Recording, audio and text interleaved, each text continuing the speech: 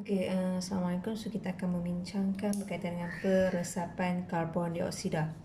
Jadi peresapan karbon dioksida ni, jadi awak kena ingatlah, tumbuhan akan menjalankan proses fotosintesis. Jadi tumbuhan menjalankan proses fotosintesis. So semasa proses fotosintesis, tumbuhan akan menggunakan air, karbon dioksida,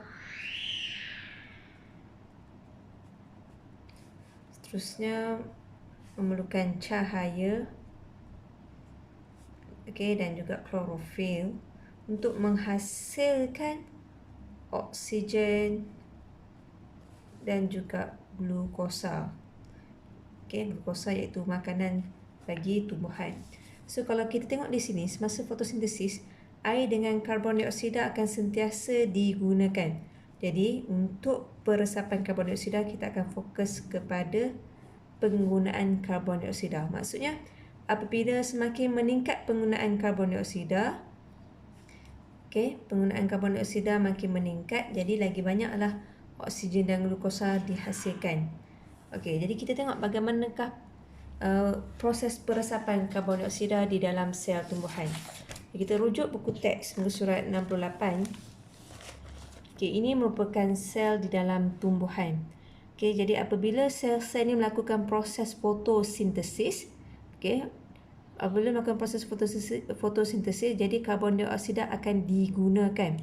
Apabila karbon dioksida digunakan, jadi kepekatan karbon dioksida dalam sel ni akan menjadi rendah.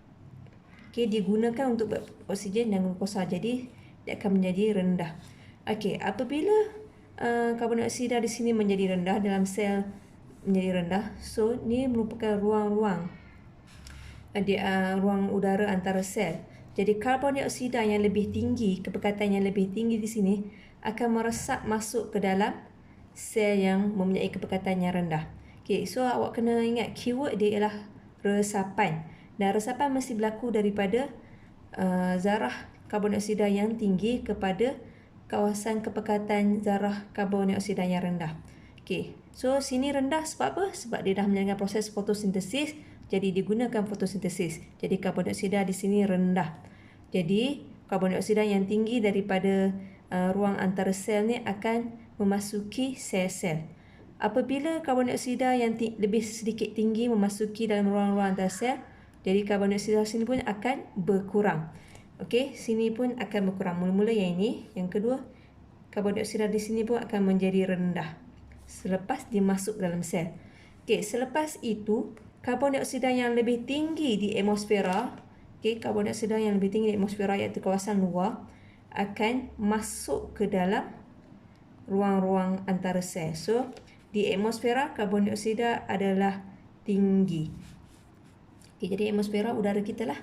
Karbon dioksida yang lebih tinggi daripada luar akan masuk sebab kepekatan yang tinggi, karbon dioksida kepekatan yang tinggi di luar akan masuk ke dalam ruang-ruang antara sel. Selepas itu dia akan memasuki pula sel-sel mesofil palisade disebabkan perbezaan kepekatan karbon dioksida. Setelah kepekatan berkurang di sini di dalam sel-sel disebabkan untuk buat proses fotosintesis, jadi kepekatan karbon dioksida yang tinggi akan bergerak masuk kepada yang rendah. Sama juga kepekatan karbon dioksida yang tinggi di persekitaran iaitu di atmosfera akan bergerak masuk ke dalam. Jadi itulah proses peresapan karbon dioksida.